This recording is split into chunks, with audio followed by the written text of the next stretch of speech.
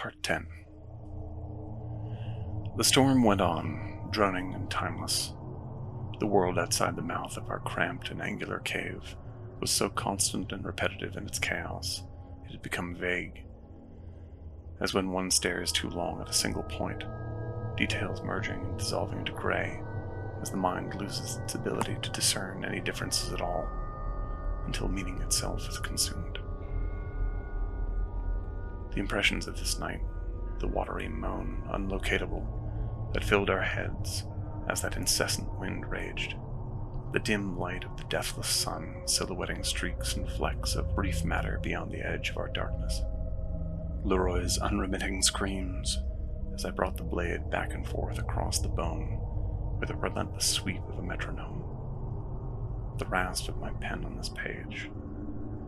All these things become one for me now as I write this. There is no room, there is no window, no sea and no stones. There is only the knife in my hand, writing, carving, freeing myself of the dead, letting them fall into the snowy blank field before me, thinking I'm finished, only to numbly realize there is more flesh to cut.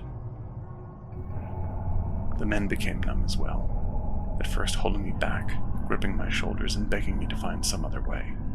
But I met their eyes with purest certainty, and their will could not sustain the challenge.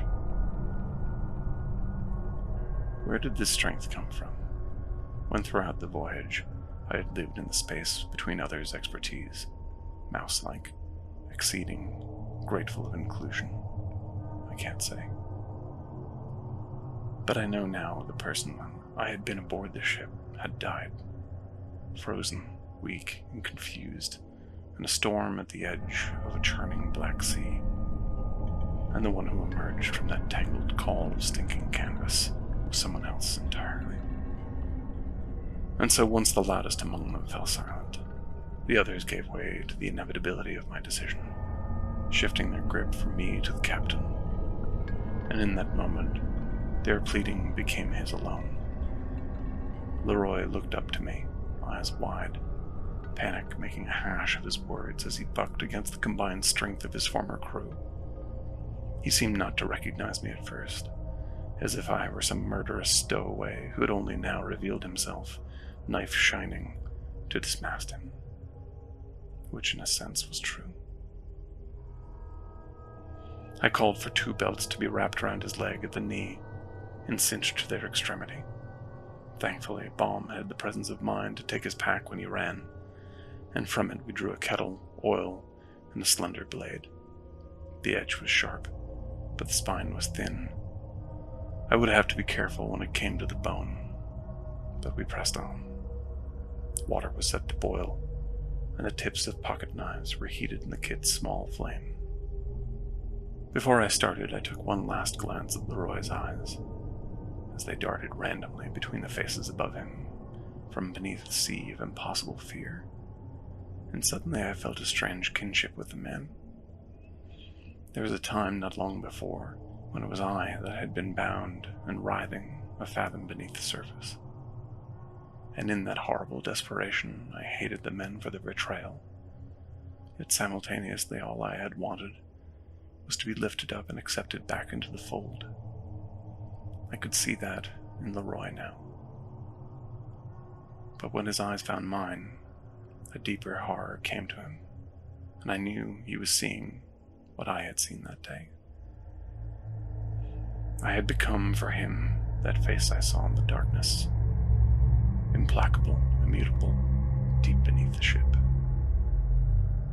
A leather strap was placed between his teeth, and he fell silent, closing his eyes as I brought the blade down. Hours later, the stone floor bloodied and the job done. We awoke from our focus to see the storm had begun to abate. The sun was at its lowest point, the sky and sea an almost uniform shade, as if we were on a mountain top and the horizon was far below us, lost in cloud. The men asked if I thought it was safe, as if I would know. But I nodded anyway, and one by one, they emerged from the cave and began to collect what remained of the camp. I stayed with Leroy, cradling his head in my lap and easing drops of whiskey past his red speckled lips whenever he was wakeful enough. He had cracked a tooth and bitten through the side of his tongue, but never lost consciousness, and here, wrapped in every blanket we could find, with his stump bandaged in the boiled strips of my topcoat, he looked very small, as if the pain had rendered from him some unspeakable mass. At my request, Mr. Dillon took the broken remains of the surgery and bundled them in canvas to throw them into the sea. "I don't know if it'll help. We already offered something to Poseidon. Maybe we should try some other cuts," he joked, winking at me. But minutes later he returned, the smile gone from his face, and told me the beacon hill was nowhere to be seen.